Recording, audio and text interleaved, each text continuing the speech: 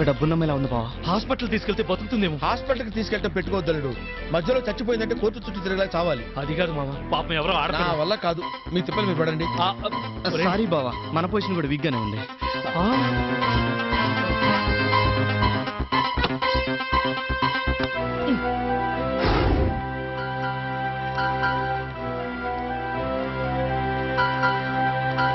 Madam గారు మీకేమవుతారు? ఆవిడెవరో నాకు తెలియదండి. రోడ్డు మీద యాక్సిడెంట్ అయి పడుంటే నేనే రక్షించి తీసుకొచ్చాను. You are great. ఇంతకీ ఆవిడెవరో తెలుసా? 100 కోట్ల ఆస్తికి ఏకైక వారసురాలు. జేకే ఇండస్ట్రీస్ అండ్ ఫైనాన్స్ కంపెనీకి ప్రొపరైటర్. పేరు సుందరీదేవి.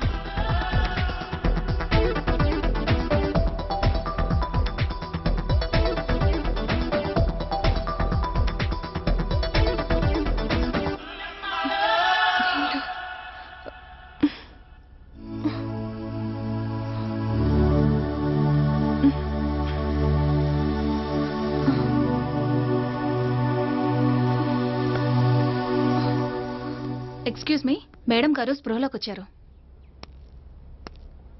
యాపిల్ తినండి మేడం. ఆడుతూ పాడుతూ పని చేస్తుంటే అలుపు సలుపేమున్నది. బతార సందేశి నీకిస్తే ఆనందంగా ఉంటది. అల్లుడు రాబా రాబావా, నీకు మొహమాటం ఎక్కువ. రాలుడు. మేము ముగ్గురువేనండి మిమ్మల్ని కాపాడింది. నమస్తే అండి. ఈ మాత్రానికే నమస్కారం ఎందుకండి? మనిషి అన్న తర్వాత ఆ మాత్రం చేయకపోతే ఎలాగ? యా, పైగా డబ్బున్న వాళ్ళు మీలాంటి వాళ్ళు సాయం చేస్తే పుణ్యం పురుషార్థం దక్కుతుంది కదా. అంతేగా బావా. అంతే అంతే. ఇది నా విజిటింగ్ కార్డ్. మీరు నన్ను రేపు వచ్చి నాకు కూడా కలవండి. ఒకటి ఇవ్వండి.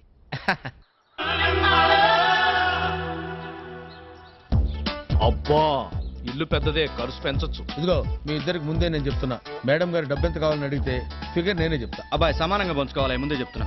ఇది చాలా అన్యాయం. అసలు కాపాడింది నేను. ఓకే, తల్లి బిడ్డ న్యాయం, ఒక 20% ఎక్స్ట్రా తీసుకో. అలా అన్నా బాగుంది. అది తీసుకో, ఇదిగో అక్కడ కూర్చో. మిమ్మల్ని సేవ్ చేసిన వాళ్ళు వస్తామని ఫోన్ చేశారు మేడం. I know. హలో, రండి రండి, కూర్చోండి. ఎలా ఉన్నారు మేడం? బాగున్నారండి. I'm fine. ఏం తీసుకుంటారు? ఎంత ఇచ్చినా తీసుకుంటామండి. 3 మిల్క్. ఏంటి ఆలోచిస్తున్నారు? అంటే మీ వారు మేడం గారికి ఇంకా పెళ్లి కాలేదు. అవును, నా మనసుకు నచ్చిన మనిషి ఇంకా కనిపించలేదు. ప్రతి వాళ్ళు నా ఆస్తిని చూస్తారు, కానీ నన్ను అర్థం చేసుకునే మనిషి ఇప్పటి వరకు దొరకలేదు. అంతేలేండి, మీలాంటి అందగత్తికి మొగుడు దొరకటం అంత తేలిక కాదు. అందులోనూ మేడం గారి మనసు చాలా సున్నితమైంది. చిన్న విషయాన్ని కూడా బాగా అర్థమైపోతారు. కాబోయే మొగుడు కష్టపెట్టకూడదు కదా. ఆ, నా దృష్టిలో భార్యాభర్తలంటే సీతారాములు. వాళ్ళకి ఎన్ని కష్టాలొచ్చినా కలిసే ఉన్నారు.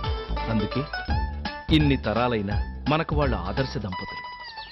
నా దృష్టిలో భార్య అంటే మగోళ్ళలో సగం. ఆవిడికి తలనొప్పి వస్తే మనం అమృతాంజనం రాసుకోవాలి. ఆవిడికి జ్వరం వస్తే మనం టాబ్లెట్ వేసుకోవాలి. ఆవిడకి ఎక్కడైనా కాలితే మనం బర్ణాలు రాసుకోవాలి.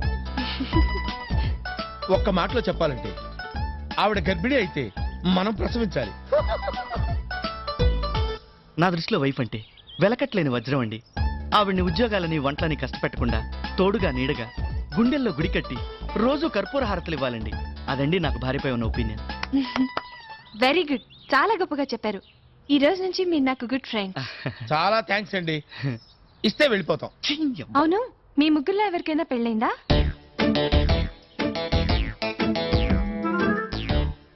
నాకు కాలేదు మేడం.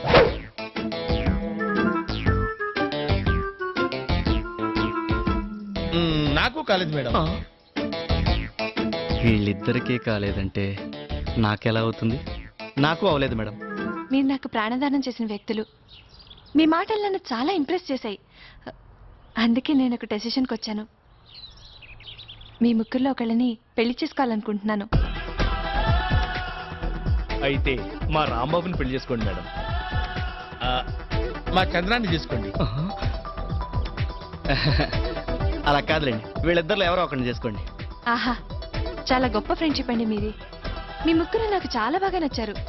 ఒక వారం రోజుల్లో మీలో ఎవరిని పెళ్లి చేసుకునేది డిసైడ్ చేస్తాను. అర్థమైంది కదా. ఇక నుంచి మీ బిహేవియర్ మీద ఒక కన్నేసి ఉంచుతాను. నాకు నచ్చిన వాళ్ళకి మంచి మార్కులు కూడా వేస్తాను.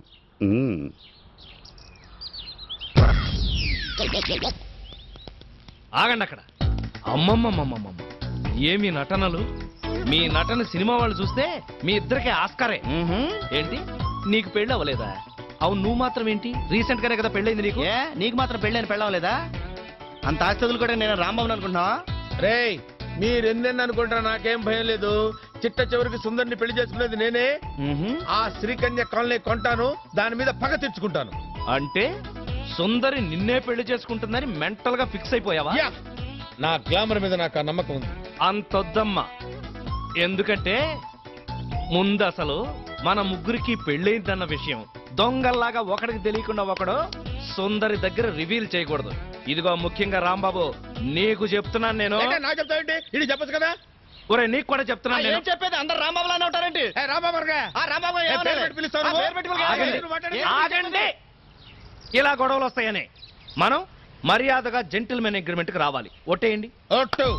ఓకే. ఏంటి ఓకే? సుందరి ముగ్గురులో ఒకళ్ళనే పెళ్లి చేసుకుంటే మిగతా ఇద్దరి పరిస్థితి ఏంటి? అదా నీ డౌటు? యా. ఇలా చేస్తే ఎలా ఉంటుంది? ఎలా? సుందరి ఎవరిని పెళ్లి చేసుకున్నా వాళ్ళు మిగతా వాళ్ళిద్దరికి చెరొక ₹1,00,00,000 ఇవ్వాలి. Okay okay. Okay okay done. పిచ్చిన బచ్చాలారా, కాపాడింది నేనైతే క్రెడిట్ మీరు కొట్టేసి సుందరికి మొగుడైపోవాలనుకుంటున్నారా? సుందరిని వారం రోజుల్లో పడగొట్టి మీ ఇద్దరికి షాక్ ఇస్తాను. మీ ఇద్దరిలోకి కుర్రాణ్ణి, ఉత్సాహవంతుణ్ణి. సుందరి నాకు కాకుండా మీకెలా పడుతుందిరా? నా లేటెస్ట్ తెలివితేటలతో ఆ సుందరిని లూప్ లైన్ లోకి లాగి ఆమె ఆస్తికి వారసుడిని కాకపోతే నా పేరు చంద్రం కాదురా. హైట్ తక్కువ ఏజ్ ఎక్కువ అనుకుంటున్నారేమో. అసలు ఈ పర్సనాలిటీ అంటేనే అమ్మాయిలు పెళ్లి చేస్తారా? జుట్టు ఊడిందని తక్కువ అంచనా వేస్తున్నారేమో. ఎప్పుడు అలా అనుకోవద్దు. సుందరిని పెళ్లి చేసుకుంటాను, ఆ కాలనీకి ఓనర్ అవుతా. ఛాలెంజ్. ఆల్ ద బెస్ట్ మావా, ఆల్ ద బెస్ట్.